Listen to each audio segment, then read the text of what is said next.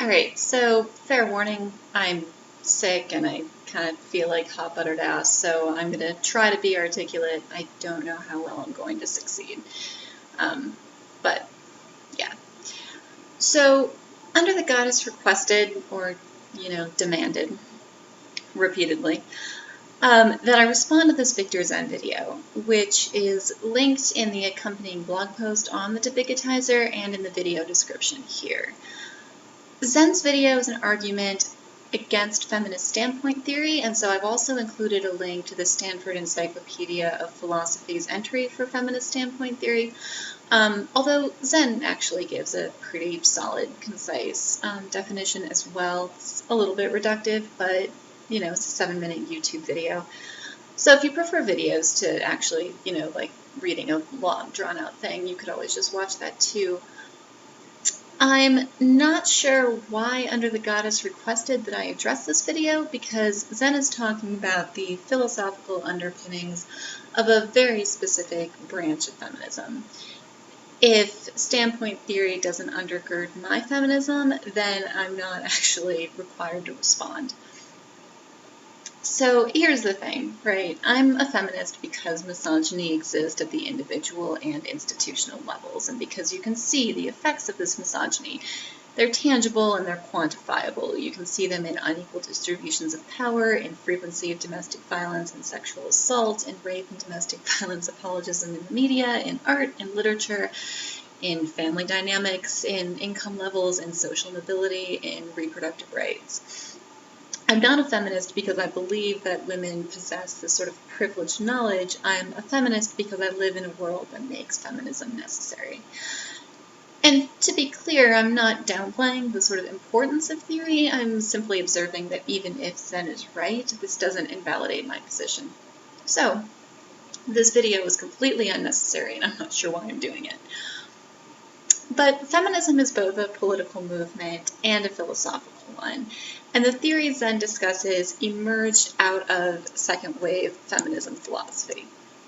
I actually agree with him on some issues, which, as he acknowledges, are ones other feminists have actually voiced. So, for example, he criticizes standpoint theory for its assumption of a universal female experience, right? And, I think this is a valid criticism, and anyone who's read the blog knows I've taken issue with this idea in other contexts and arguments, right? So when transphobic radical feminists argue that all sort of women-born women have this shared experience of womanhood that will sort of prevent trans women from ever really understanding what it's like to be female. I've objected to this in part because what actually is this sort of universal shared experience? There's a lot of other problems with that argument as well. But that's one of the ones that I usually bring up. And in fact, the post I'm working on now deals with some of these same issues, so I'll have that up hopefully within a day. So enjoy the shit out of that one. So the thing is, I really haven't said anything on the blog to suggest that my feminism is grounded in standpoint theory. I've mentioned standpoint theory exactly one time, and I wasn't using it to make a counter-argument. So just kind of briefly in, lay terms, here's what I do think.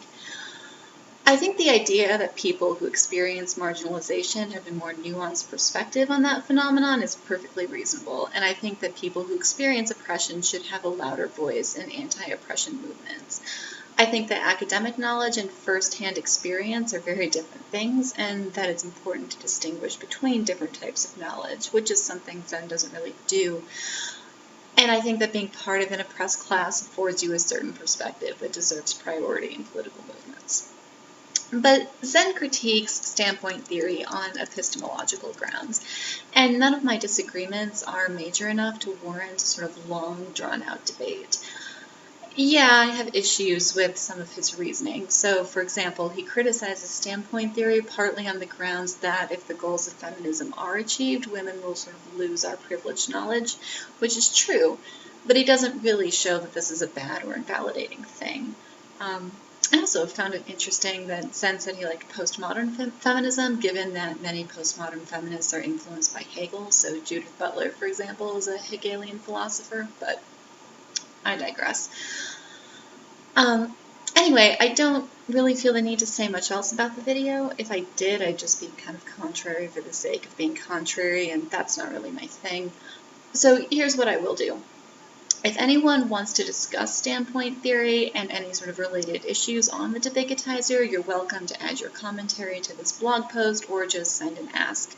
I'd be happy to hold an open discussion and sort of address any specific questions you may have.